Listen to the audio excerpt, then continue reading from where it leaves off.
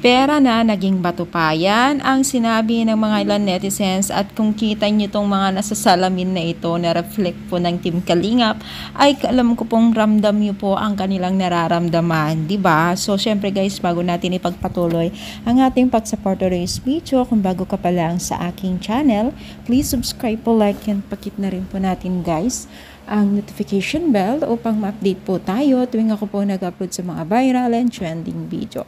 So, ngayon guys, so pag-usapan po natin ang ilan mga reaction po na mga netizens, at talaga naman pong kita po natin o ramdam po natin yung mga hirap at inanaing ng Team Kalingap sa mga ilan tinutulungan po nila. At kita po natin dito, itong magkakapatid na kanilang tinutulungan ay tira napipiko na rin po ang Team Kalingap, even mga taga-supporters ng Team Kalingap, no? So, sigaw nila, naihinto na po ang kanilang pagtulong sa kanila, ay tila wala naman daw napapala at pagbabago sa kanila.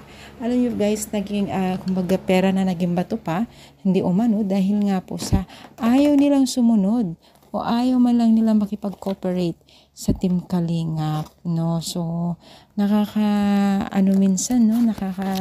Alam mo ba yun na nakakalungkot? Kasi unang-una, ginagawa na ng lahat. Sila na nga yung tumulong, sila pa yung lumapit, at sila pa nakikiusap, sila pa nag-e-effort, no? Sayang, no? Sayang na sayang yung mga ganito.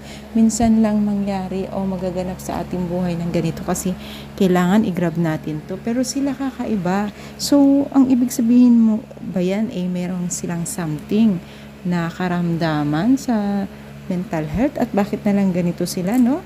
Comment down, palike po ang ating video. Thank you and God bless.